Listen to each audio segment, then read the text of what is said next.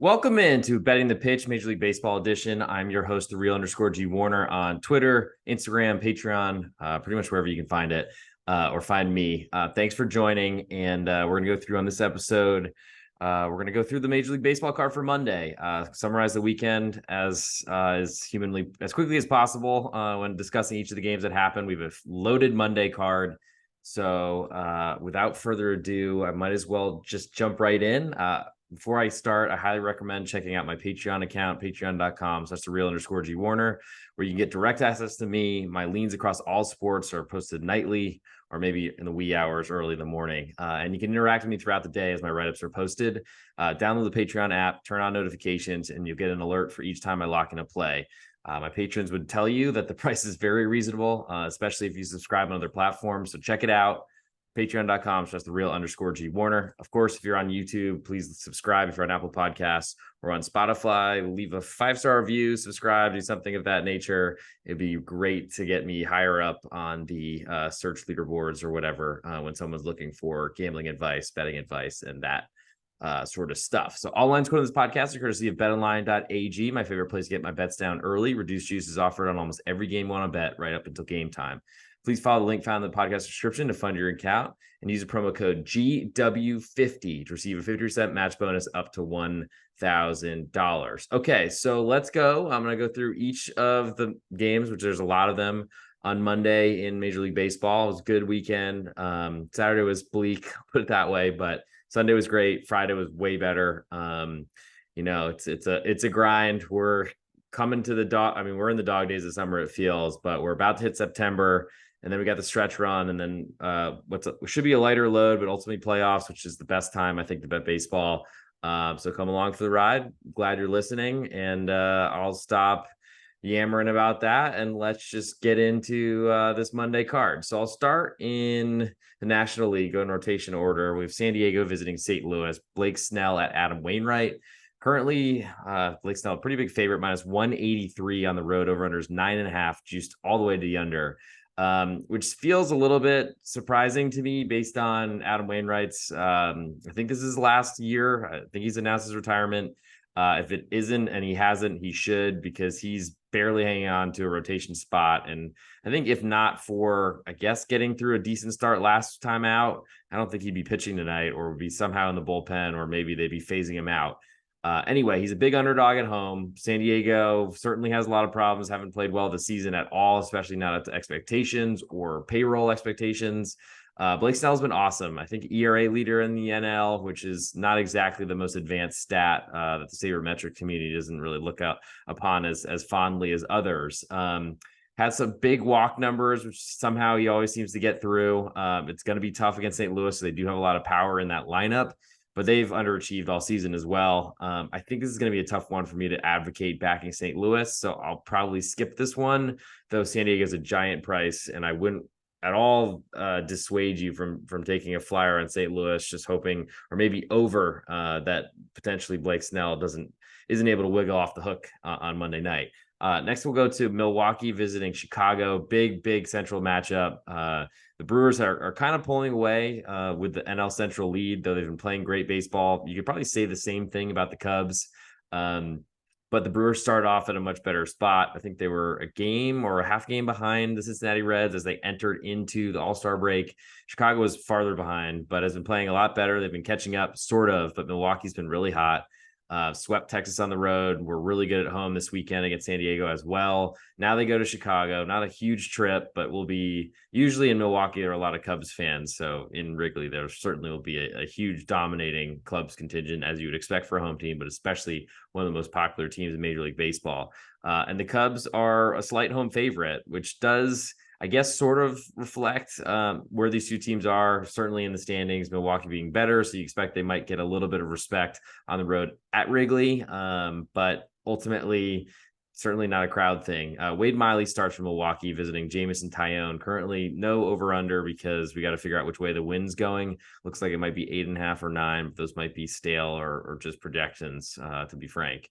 But currently Tyone a minus 119 favorites, paying 109 the other way to Wade Miley at BetOnline. So Wade Miley is a great contact pitcher, which is really not in vogue. It's a style that's been going out of style for a long time. Basically, it's like, I guess the turtlenecks came back, but that was the first thing that came to mind. And I was going to say mullets, but it seems like especially when I was in Nashville, every guy looked like they played baseball or something like that, which is bizarre. But anyway, Wade Miley can keep his team in the game, will do that. Milwaukee, I feel like their lineup's been a lot better lately. Getting Rowdy Tellez back will certainly help with the lefty going in there against Jameson Taillon.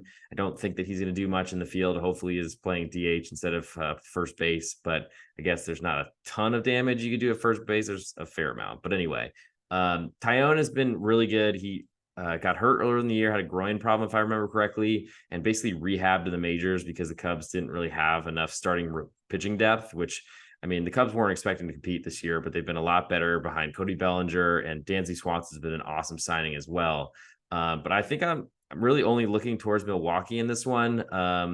Certainly as an underdog player, if you listen to any of my podcasts or have followed me on any sort of platform that I've been on for years and years and years, you know that I do love me some underdogs. This one feels like a toss-up. Certainly Chicago getting respect because they're at home, which they deserve. Their crowd's big behind them. Last at bat does matter and actually is a thing in the rule book that supports home teams in this sport, unlike all the others. But I got to say, I think that the Brewers can get to Jameson Taillon. I like the Brewers in a bullpen game or like a race at the end to see which boat can get to the finish line faster. I think Milwaukee's got a better bullpen there. So Milwaukee's my lean in that one. And we'll move on now to Atlanta visiting Colorado. Bryce Elder on the road at Austin Gomber, and the Braves coming off Sunday Night Baseball. Disappointing performance, a loss, but I mean, ultimately it happens. You can't win every game, especially not on the road against another team that's trying to fight their way into the playoffs. But going to be a late flight and arrival into Colorado, and that's unfortunate for the Braves. I think probably will impact their team fatigue wise more on Tuesday than on Monday, but we'll see what happens on Monday. Gomber has some really good starts in him, but also can get lit up. It really depends on if he's able to swing and misses, which the Braves do that a fair amount, but they have so much power that literally they connect once every at bat.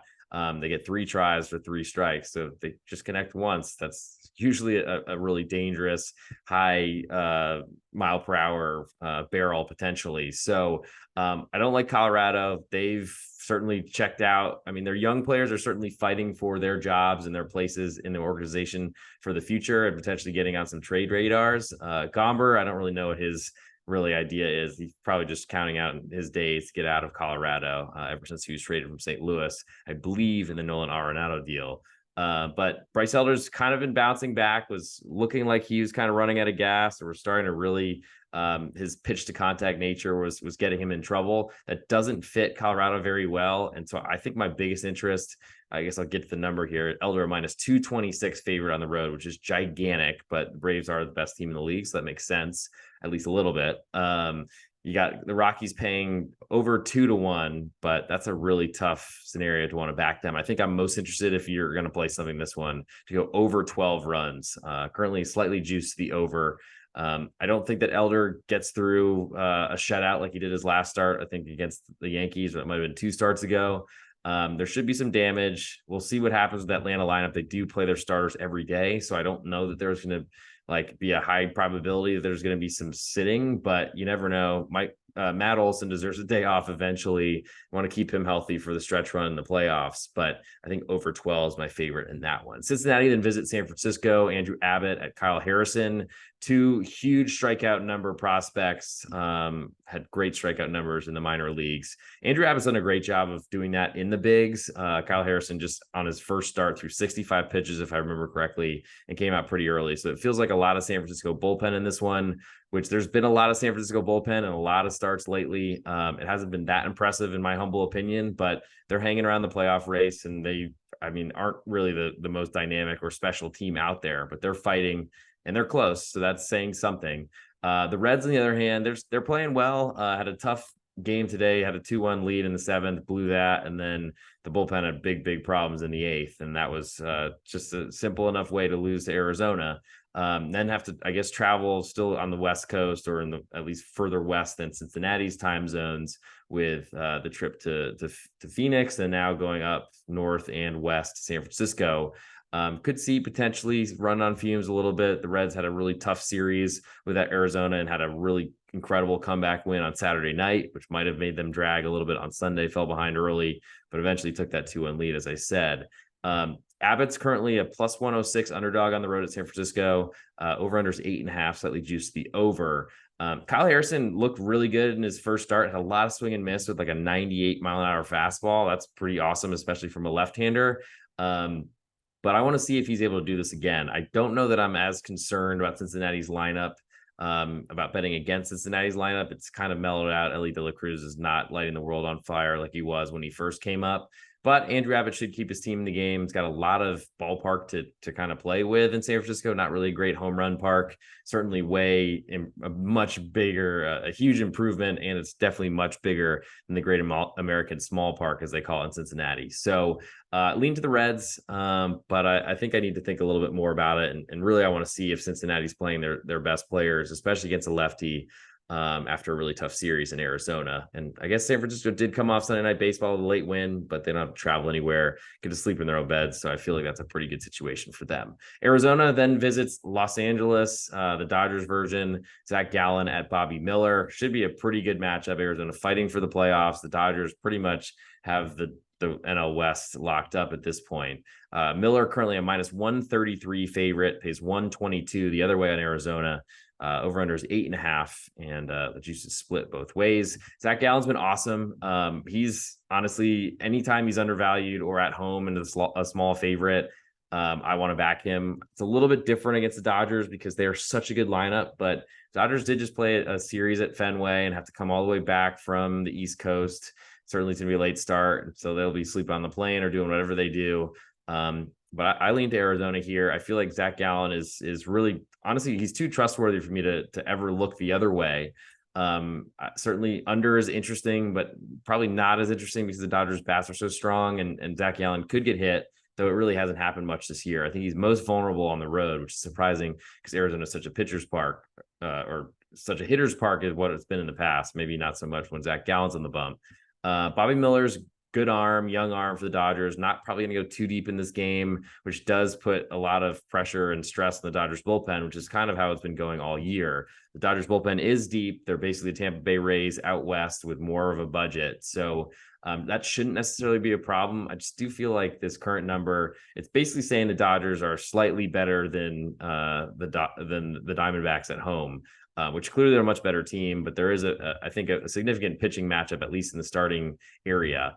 Arizona's bullpen does concern me. Maybe you want to look at potentially a first half play on Arizona. Yes, you probably get the best out of Bobby Miller at that point. He probably goes 5, maybe 6 maximum. But you should get a lot of Zach Gallen over those 5 innings, and you don't have to worry about whatever the heck is behind him, because if he doesn't finish the game, which is very unlikely, you might have to get Paul Sewald through a 9th inning with a slim lead, and that's going to be really hard to do.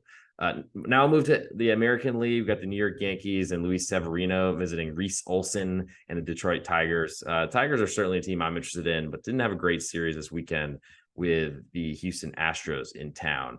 Currently, Olson is minus 107 favorite, so very, very close to a pick'em. 9 is our total, split juice both ways. Severino looked better in his last start. It's kind of coming around. He certainly needs to, because he's trying to pitch for a free agent contract. Has not gone very well. He's not been healthy. A lot of questions, but there's probably someone's going to get him for a really nice bargain this, I guess, winter or whatever we're calling it, as soon as the season ends, because the Yankees don't look like they'll be participating in the playoffs. Detroit, on the other hand, they're building for the future. The Yankees are coasting on big names that aren't producing like they did in the past. That puts me squarely wanting to back Detroit here. I would like them as an underdog, though, and they're not looking like it just yet. We'll see where this number goes, but lean to Detroit, and I don't really have a great feel for the total. Moving next to Baltimore, we have Chicago, the White Sox version, visiting Baltimore. We got Michael Kopech on the mound for the White Sox, and Grayson Rodriguez for the Orioles. Gigantic spread here. Not a lot for me to talk about, I don't think. Rodriguez minus 232 at home. Over under is 9, slightly juiced the over. Kopech is just not someone you can trust. He's so wild. It's amazing to me that a professional pitcher who throws as hard as he does, so maybe that certainly adds some dynamism and some problems into your daily routine, I guess. But he throws so hard and just it doesn't really seem to know where it's going. That's not a good matchup really for Baltimore, who will just sit and wait on fastballs in the zone. Baltimore, certainly with the loss of Felix Bautista, I'm guessing for the rest of the season, that's a big problem. But the Baltimore bullpen is pretty good and probably will be able to account for that or cover for it with Yennier Cano sliding into the closer role. I don't know that the Baltimore bullpen is going to play a huge role in this one. I don't think it should be a very close game. But that it does kind of play into their minus 232 price right now, because if it's close, they should be able to win the second half of the game or the last few innings against Chicago. So I don't really know if you're into Chicago here, it's like throwing a dart at a lottery ticket or something of that nature. And I'm probably not playing that way, at least not tomorrow. Houston then visits Boston, got a rematch of the series from the beginning of last week, which I loathe because it's probably going to be a lot of the same pitching matchups, but c'est la vie, it is what it is. Christian Javier visiting Chris Sale, two great starting pitchers when they're right, but they haven't been. Sale currently a minus 114 favorite over his 9.5 over under, his 9.5. Very juicy the over. It looks like that's going to climb to 10. Jockeying back and forth between 9.5 and 10 is what I've been watching it so far. Sale doesn't really seem to have the same stuff he did a few years ago. I mean, hard to be the best pitcher in the world for your entire career, of course, but he's dealt with a ton of injuries. Has had some big fluctuations in velocity, which does worry me because he just isn't the same pitcher when he's throwing 92 versus 98. I don't know that 98, he has that in his arm anymore. It might be gone permanently. But on the other side, Christian Javier is a fastball slider guy who has two great pitches, but ultimately that's hard to go that way. And it really puts you in tough counts because the hitter is going to know what pitch is coming. If you're falling behind, if you're struggling like Javier has been. He's been improving lately, but I don't know that I trust him yet. So I feel like for me, it's Red Sox and over. Though Chris Sale is certainly concerning, especially with being an odds-on favorite. Probably over is more of an interest for me. Next we'll move to Minnesota for a big, I think, big series for the Cleveland Guardians to try to stay in the AL Central race because they're too far behind in terms of wild card stuff. You got Xavier Curry visiting Kenta Maeda. Maeda, who's not a great. He pitched in a very, very hot, like halfway open Milwaukee ballpark because it was so hot they didn't want people to get like heat stroke inside. Crazy. But I guess it's been really hot in the Midwest, all the way at the top of our country. It's definitely hot in the middle of the country in Dallas, where I live. But doesn't seem to have a big problem with the closed dome there. Anyway, Maeda was not great to start. Maybe was dealing with the weather, but did kind of round into form, got a lot of support. And that certainly helped while Corbin Burns was getting hit pretty hard on the other side. Xavier Curry, I don't know that I trust him really permanent. Like, I guess he's had some pedigree or some name value. But has really been a reliever for a lot of his career and is now kind of starting because Cleveland doesn't have enough starting pitchers. They have too many guys on the IL. Currently Maeda minus 159 favorite at home, over under 8.5 juice to the over. I don't really think there's much for me to play here. I don't think I want under. I don't think I want much. Now I'll move to Oakland at Seattle. Get two undecided pitching matchups, so no line on this one, but I'll simulate it for you. So because I know everyone loves simulations. So Oakland, it looks like Kyle Muller is starting, required in the Atlanta Braves trade for Sean Murphy, the catcher. It looks like Brian Wu starting for Seattle as well. Currently, I'm projecting this one to be a big number. Seattle's been playing so well now in first place in the AL West for the first time, I think, all season. I'm expecting over a $2 favorite on Seattle at home with an over-under right around 9 based on Oakland's struggles at pitching, plus Seattle's hitting the ball really well lately. I don't want to get involved with the A's. I've had two really tough experiences with them so far. Did advocate them a lot on my pregame plays this week, and those seem to hit fairly well. But whenever I seem to get involved, I don't really have a good feeling afterward with those Oakland Athletics. So not for long. Soon to be Las Vegas A's. Now I'll move to interleague, and then we'll eventually summarize and come out with an ultimate best bet or just a best bet to wrap up the show. Ultimate best bet to thinking about the regular soccer podcast that comes out on this feed. Check that out. Probably will put an update or an episode out for midweek, as there's, I think, some cup matches. The the Carabao or EFL Cup that's going on in England, plus plenty of Champions League, Europa Conference League qualifying second legs as well. But back to baseball, interleague, we have Lucas Giolito in one of the most bizarre trades when the Angels thought they had one good series on the road at Detroit, that was enough for them to think that they were in the race. And now they've got Shohei Ohtani needing UCL reconstruction. It's all gone pretty poorly, especially when the Angels lost, I think, 8 games in a row to start out August. But we got Lucas Giolito at Taijuan Walker and the Philadelphia Phillies. Currently, Walker a minus 148 favorite at home. Over-under's 9.5, juiced the under. Giolito has not been a good pitcher for a while. I always kind of thought it was smoke and mirrors. He had, I think, 1 or 2 really good years, but a lot of like expectations for when he was a prospect. I think got traded to Washington in a big deal. I forget who it was way back when, but maybe in a Scherzer deal.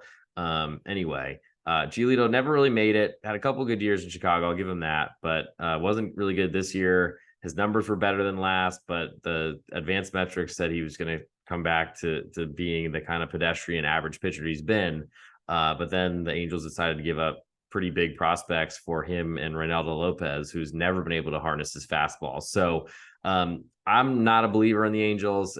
No Trout, of course, because he's always hurt, but Ohtani should be available. It seems like he's going to hit the rest of the year, despite it being absolutely insane to do so. I credit him for liking baseball and want to put up big numbers while he's still young, but that UCL is worth a lot of money and it probably needs to get repaired. Anywho, Philadelphia probably should win the series and kind of keep pushing their way towards the playoffs, and maybe they make a really deep run like they did last year, which I don't think anyone saw coming. Probably will be some expectation for that this year, assuming they get there.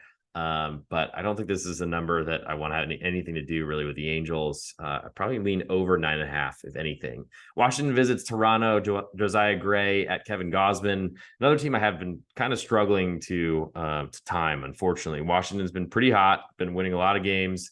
But I did back them against the Yankees when Aaron Judge hit 3 home runs for the first time in his career. The Frankenstein woke up, of course, right as I'm on the other side. But Washington's been good. They were really competitive, had a tough game with Miami on Sunday. Now travel to Toronto, so that's a fairly long flight. But I guess Toronto, I think we're at home for the Guardians. So big travel disadvantage for the road team, who are already understaffed or have a much lower wage bills, I guess a soccer term, much lower payroll than the Toronto Blue Jays do.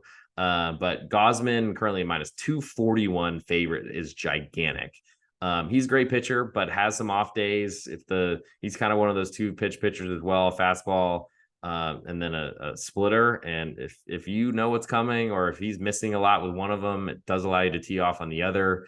I don't know exactly what the game plan will be for Washington. It seems like Baltimore, every time they play Toronto and Kevin Gausman, they want to swing early, and they are trying to do their best to swing as fast as possible to stay away from the splitter. That kind of fits what Washington does because they swing a lot. One of the highest contact rates, lowest strikeout teams in the bigs, especially in a world where everyone strikes out. It's kind of refreshing, but it's a different way to play it. And I think it's what you do when you don't have a lot of talent. With that said, I don't know that getting 2-1 odds, certainly it's a big number, and Washington's been playing better. Plus, the Toronto lineup has been pretty weak. We saw back injury to Jordan Romano, and then I guess because Eric Swanson's been carrying the Jays on his back so often, he left the game on Saturday with a back injury as well and was already put on the injured list. So that's not a great sign.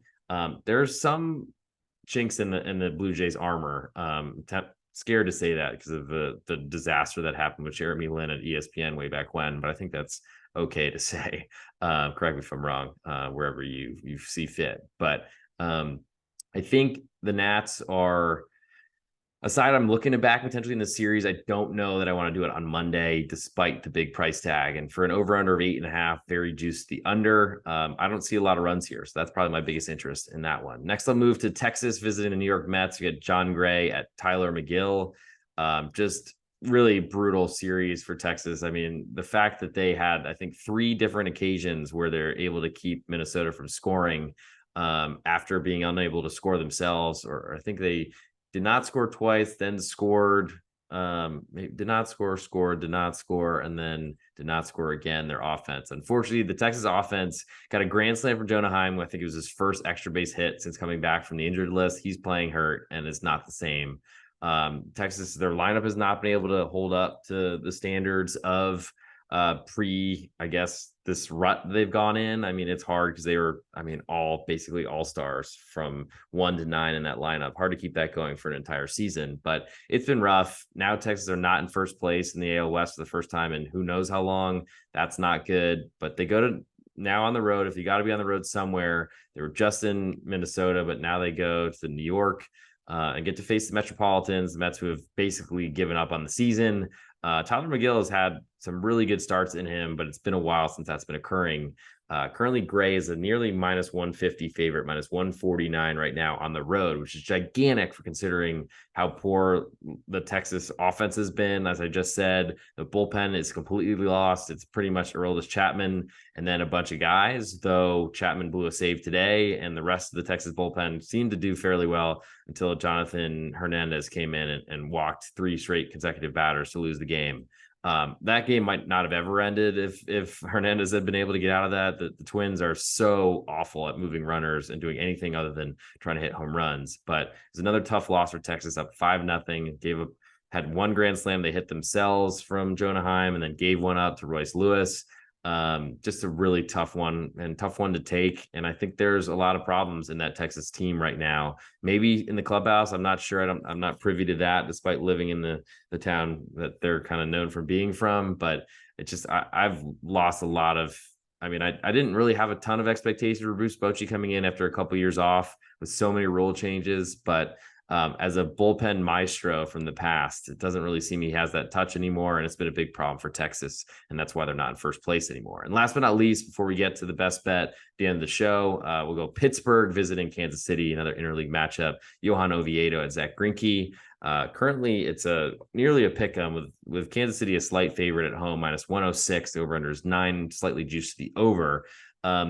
Kansas City was pretty feisty. They're going to be that way. They don't really hit home runs. They're going to bunt, do things of that nature. It's kind of should be a pretty good and competitive series. I think Pittsburgh is a better club, better team right now, but they're not great. They don't hit the ball very well. They certainly did some selling themselves. Oviedo's got an awesome slider when he's able to command it and put it where he wants to. But you could say that for almost every major league pitcher. So what Oviedo are we going to get? I think the Kansas City lack of power does make him a viable option in a lot of fantasy capacities. If you're playing fantasy baseball, it's playoff time, or you're trying to wrap up a rotisserie championship. Probably not a bad look to stream him, Johan Oviedo, especially in Kansas City against one of the worst teams in the league, plus in one of the most difficult places to home run in the league as well. Should be a small ball series. Zach Greinke doesn't get enough strikeouts. He's someone I want to be against as much as possible. I really wasn't expecting Kansas City to be priced this way really much for the rest of the season, but I guess that's what it takes when another small market team comes to Kansas City. So I like Oviedo. I like that minus 104. I would like it a lot better if it had a plus sign next to it. And so I'll wait to see what happens there. So I've already mentioned my Patreon account, patreon.com/real_D Warner. If you subscribe on any platforms, I highly recommend checking that out because you'll get everything you want all in one place for a very affordable cost each month. Check it out, patreon.com/real_G Warner. If you're on Apple, Spotify, please leave a 5-star review. If on YouTube, please hit subscribe. I think it's probably time for me to get into this best bet thing because that's what I've been promising you guys and maybe teasing a little bit too much this whole time. But I think I guess I'll go over just the schedule. Probably going to do a soccer midweek podcast for the EFL Cup in England, plus the qualifiers for Champions League, Europa Conference League, all that sort of stuff going forward. And if you got any questions, got any thoughts, slide us some DMs. If you want to, I'll answer any question whenever I see it. So feel free to slide in tips, other ideas. Please send them along. Happy to. Also, if you're doing podcasts yourself or want to I guess get me on one, send me an invite. Love to join and be wherever I can. Have a fair amount of bandwidth at the moment and I'm looking to try to really expand the brand as much as possible. So I think it's time. I'm gonna stop stalling while I'm thinking about this, but I guess it's time to go in. So Hey, this is real underscore G Warner on Instagram, on Patreon, and of course on Twitter. And this is Monday Major League Baseball Best Bets. So for betting the pitch, a soccer podcast, but also is doubling up with some baseball stuff as we wrap up that season. I'm going to go with Milwaukee Brewers and Wade Miley on the road at the Chicago Cubs.